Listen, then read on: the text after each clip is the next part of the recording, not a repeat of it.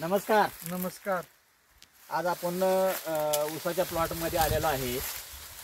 तर ह्या ऊसासाठी अल्विरॉन ऑर्गॅनिक कंपनीचं जे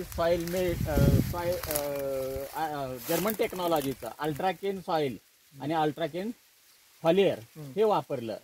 तर ह्या ऊसासाठी तुम्ही किती फवारण्या आणि किती पाण्यातून डोस केले?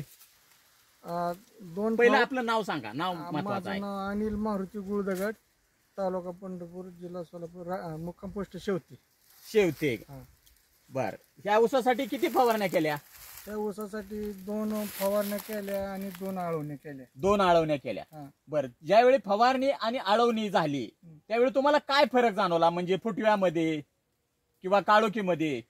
मी पहिली फवारणी केली तर 3-4 दिवसामध्ये काळोखी यायला चालू झाली. हा, आणि वाढ बी दिसायला लागली आणि खालून फुटवे.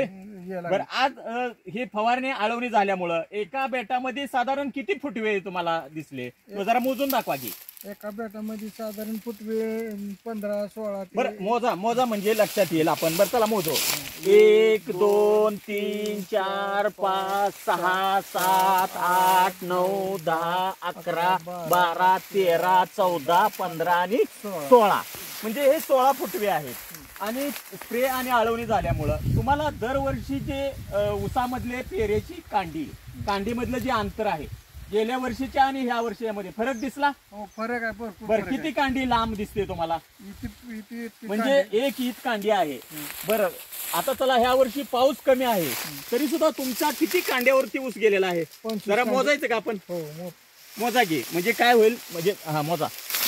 1 2 3 4 5 6 7 8 9 10 11 12 13 14 15 16 17 19 20 21 22 कांडे. म्हणजे 23-24 कांड्यावरती ऊस गेलेला आहे. आणि अजूनही ऊसाची वाढ चालू आहे. कारण ह्या वर्षी काय झालं, पावसाचं प्रमाण कमी असल्यामुळं त्यापट्टी वाढ नाही. बरं, रासायनिक डोस किती टाकला याला? रासायनिक डोस टाकला 3 पिशव्या. फक्त 3 पिशव्या रासायनिक डोस टाकला आणि 2 आळवण्या आणि 2 स्प्रे केलेले आहेत. साहेबांनी तुम्हाला 3 फवारण्या आणि 3 डोस सांगितले होते, तरी सुद्धा तुम्ही त्या पद्धतीनं केलेलं नाही. तरी सुद्धा अतिशय चांगल्या पद्धतीनं तुम्हाला रिझल्ट या ठिकाणी दिसलेला आहे. तुम्ही हे वापरल्यामुळं समाधानी आहात?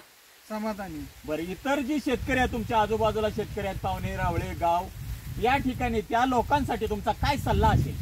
त्या लोकांनी सुद्धा सगळ्यांनी वापरावं बघून. आणि हे औषध चांगलं आहे आणि शेतीला ऑर्गॅनिक खत असल्यामुळं कार्बन राहते शेतीमध्ये. म्हणजे कार्बनचं प्रमाण वाढल्यामुळे उत्पन्नामध्ये वाढ होते आणि रासायनिकमुळे शेतीचं उत्पन्न वाढत नाही, घटतंय. म्हणजे त्यामुळे तुम्हाला त्या पद्धतीनं चांगला रिझल्ट मिळालेला आहे. तुम्ही समाधानी आहात? एकदम समाधानी. जरी ह्या अल्विरॉन कंपनीला तुम्ही मुलाखत दिली त्याबद्दल धन्यवाद.